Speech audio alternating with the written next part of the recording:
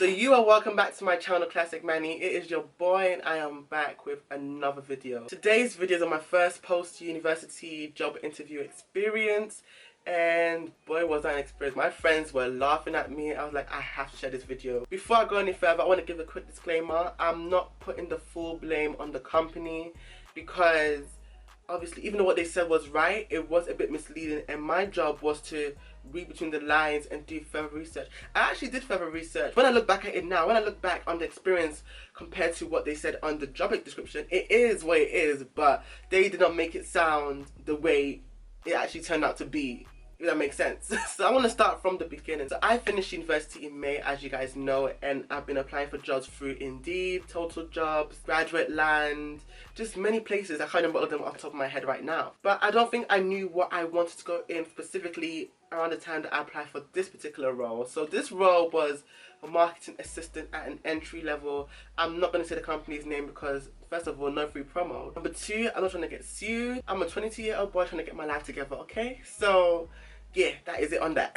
My key responsibilities were split into 4 parts. So the first part is marketing, provide clients with professional marketing representation. The second one was promoting, so increasing brand awareness at marketing events. Number 3 was sales, selling products on behalf of US and UK clients. Number 4, reporting, so we had to report directly back to the managing director. So I'm not going to read every single thing that they said, because if I read everything you're going to find a company, and I don't want them problems. I did further research on this job role, and I even went on a website called campaignlive.co.uk, and it said that the day-to-day role was to assist the marketing manager and marketing team, assist with production of marketing material and literature such as web content, brochures, press releases, help organize events, exhibitions, seminars, making bookings, etc.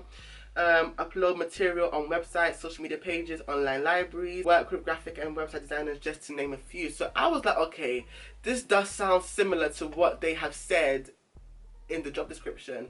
So I was like, okay, I'm passionate about that. I like that. I feel like I do get to have elements of digital marketing, all that kind of stuff. Boy, was I wrong. I was absolutely wrong. The lies, the lies, the lies. The lies! The lies! Now that you know the background behind this whole job role, let's go straight into the interview experience. I was called in for the first interview, I believe it was around 10:30 or something. That was when I actually wore that blue suit that is on my Instagram. I'm going to put the post somewhere on the screen. So during the interview, I was very confident. I was asked about my strengths, my weaknesses, why I applied for the role. I even mentioned that I love digital marketing. I like marketing in terms of helping brands grow, all that kind of stuff. So when I was done with the interview, she told me that whether I make it or not, they're going to give me a phone call between 2 to 3 o'clock to give me my feedback if I don't make it, or to let me know if I do make it. So they called me on the same day, as they said, between 2 and 3. I believe it was around 2:25, 2:30, and I was shook because I was like, they have called me at the middle of the time frame that they gave me. So this either means I'm part of the first half that made it or the second half that flopped. So I was shookington, picked up the call, I made it to the second round, like bloop, bloop, bloop, bloop, whoop, whoop, whoop, whoop. I was excited. Second interview was the day after the first one at 8:45. I was like, Jesus Lord. Wow. I was like, boy, I'm not going to secondary school again to wake up this early, but I was like, listen, money has to be made, a job has to be secured, let me just go. Something told me, don't dress too much like how you did the day before, because you're going to go through the most dramatic and traumatic experience of your life. I think I was late by a minute, but I still made it on time. I was there with a few other candidates that had made it to the second round. I saw a few of them the day before as well, and we were just getting to know each other, talking, all that kind of stuff. As we were talking, we saw a group of people coming out. I was like, wow, these people look very experienced. So I was like, who are these people? We later found out they were going to be our supervisors. So one candidate had one supervisor. So when we were paired up with our supervisors, we were told that we're going to be separated from our candidates. I was like, oh, but we're just making friends. We're just, oh man.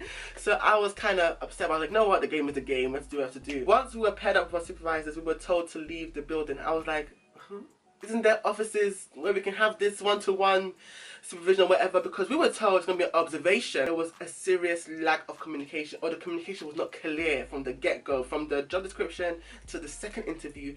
I was like, god damn. We were told to step out of the building and we're going to be with our supervisor. So everyone was separated. So I was with my supervisor, another candidate was a supervisor over there. We're just spread it out in front of the building. So they were asking me the same questions that I went through the first interviewer the day before. So your strengths and weaknesses, why do you apply for the role? All that is naive. After we finished the questions, I was told we're going to Woolwich. Hey! I was like, wait a minute. Are we not in North London right now? We're gonna go to where? Woolwich. This was not mentioned to me at all in an email, on the phone, when I was told I made it to the second round. We were told there and then when we were outside of the building, we're going to Woolwich. I was like, okay. And I was very fortunate that my mom gave me her Oyster card. That's my Oyster. One girl that I was with, she tried to use her bank card and it was not even going through because no one was prepared for this. No one was told we're going to go to Woolwich. So I'm thinking, okay, this place does seem small, so we're going to go to a bigger office or something. The lies. So we went down the underground, we were still talking and we were getting to know each other, our job experiences. There was even one Ghanaian called Emmanuel as well. I was like, okay, this might be a good sign. It was not a good sign. It was not a good sign. It was certainly not a good sign. Get to Woolwich now and they go into a betting shop that's on the right side of, is it Woolwich Arsenal? I don't know these areas like that because that was my first time going to Woolwich. So when we got to Woolwich, two of them, the supervisors, they went into the betting shop. I was like, what are we doing here? And they came out with what looked like a bin tray. I was like, what is going on here? Please, are they going to come and kidnap us? So we walked through Woolwich Arsenal and then we turned into a road. And they start to bring out what's in this so-called bin tray looking thing. And it's just set up like an outside stool. I was like, what is going on here? This is not what I signed up for. This is not what I came here to do. I was like,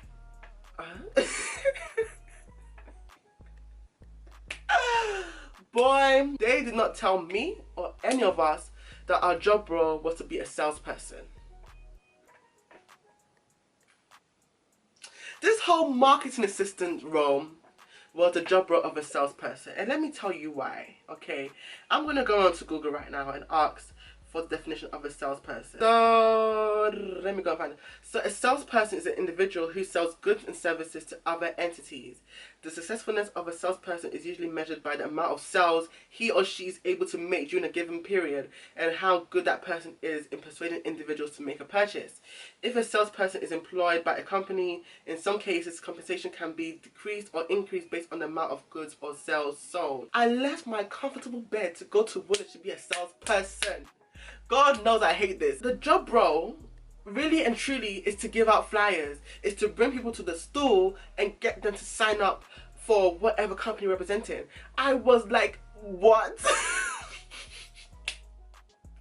I was like, what?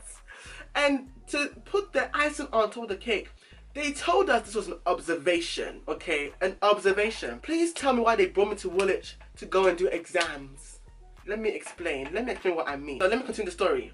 So they've set up this store now and they've got people that are now on level 2. Because now I'm on entry level, so there's some people that were on level 2, level 3. The people that were meant to be supervising us are part of the sales team.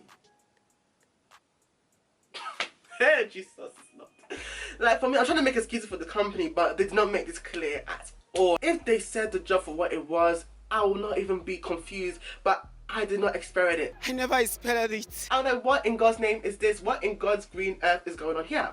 So, as the level 2 and level 3 candidates are doing the sales role, myself and the entry level people that have applied for the job have been told to stay outside that hot weather in my shiny suit and go and do exam questions. So I think I've got the notebook. I think I threw it away out of anger. So we got there around 10. Why do you want me to sit outside in this suit to answer questions? I could have done this at home. I could have done this in the actual office. Why am I outside? They gave me questions. I'm trying to remember the questions. Some of them was, what are the reasons why people may not stop to listen to you as a salesperson? Another question was, okay, again, my strengths, my weaknesses. They were just, I could have done this at home. That's what's angering my soul. And the worst part of it was that we did not have a lunch break until 3 o'clock. So I'm here, sitting outside this heat from 10 to 3, 10, 11, 12, 1, 2, 5 hours. 5 hours before I had a break. Like, I knew that I was in the sunken place when I saw Nando's and went right past it because I was not in the mood. I was so pissed. I was like, I'll finish a set of questions, give it to the guy, say answer more questions. I was like, oh Jesus, I did not go through 3 years of university for this. I didn't go through all these years of education to be put in this situation again. Like what? How, Sway? How? Those 5 hours went by, and then I was given a 15-minute, 20-minute, whatever. It was an hour. I was given a break of some sort. I could not enjoy the McDonald's I went and bought. I couldn't enjoy it. I was disgusted. So I went back, and now it was time for my supervisor to break down my role for me. Before I go any further, as I was doing the exam questions, birds were doing their business on me, on my suits, on my shoes, on my shirt. I was livid. Again, when I sat down with the supervisor, birds were still doing their business on us this time. Now we were going through it together. We saw each other. Okay, so he was going through the job role and everything, and the pay, how you go from being a salesperson to a managing director, all that kind of stuff. So apparently you can actually go up. You can go up 4 job roles in a year. Your pay is based on how much sales you bring, which goes back to the definition that I read for you of salesperson. I was like, just tell me I'm a salesperson so I can just ignore this job role. You guys have made it sound so sexy, so beautiful. So this so-called event they're talking about was us standing outside being a salesperson. I've studied business and I've never heard this in my life. Maybe I need to go and see my school for not telling me everything about this marketing thing, because I've done marketing modules. I've never heard of an event where, oh Jesus is Lord, I can't deal. So he told me, okay, am I down for this role? So after he explained the job role and how fast paced it is, he said, am I down for this role? Inside I was like, but me wanting to get a job, me not knowing how to say no, I just said yes. But I think he could tell that I was like, are you sure? Oh, it was all too good to be true, honey. Oh my Jesus. After that interview, I guess, he said there's more questions to answer. I was like, Jesus, why? Tell them that it's not human nature. It's not human nature, but this ain't it, y'all. This ain't it. When he gave me those questions, he was like, this time you can go into Nando's or McDonald's and answer the questions. Best believe I left I left Woolwich. I was like, squirt on niggas. I was like, goodbye. I am not staying here any longer. I didn't even say goodbye to the man. I didn't say goodbye to the friends that I made. I just left. I was like, I don't know where I'm going, but I'm going. Okay. I was so disgusted. Absolutely disgusted. So when I left, eventually they realized that I had vanished into thin air. So he sent me a text saying, where are you? All that kind of stuff. And I said, boy, I was not feeling good. Oh, the lies. I was lying too. I was like, let me match their lies. So when I got home, they had realized that, okay, Manny has skedaddled. Okay, Manny has gone. I got a text from my supervisor and he was like, oh, where are you? I was like, boy, I went home. I was not feeling good. I actually wasn't feeling good. I felt disgusted by you people. So I just said I was not feeling good. So I went home. They're like, oh, you will never get a job again. When someone sends me a text I don't like, I delete the whole chat. So I don't have that evidence, but I remember now that I think about it, so he was like, oh, if you don't come back, because what he wanted me to do was answer more questions and then go back to that office where they took me from North London to Woolwich, back to North London to go back to my house afterwards. I was like, boy, this is the longest interview process I've ever heard of in my entire life of living. Okay, no job is that serious. I cannot come and die. If you don't go back to the office by 6 o'clock, you're not going to be able to apply for the job again, and you will not get any job in your life. I was so close because this man wanted to try me. I was like, okay, because I said I don't want this job, because I left, you want to tell me I won't get a job? Boy, I've been getting offers since. Don't come and don't get comfortable. I was just so close to going off on him, but I was like, you know what?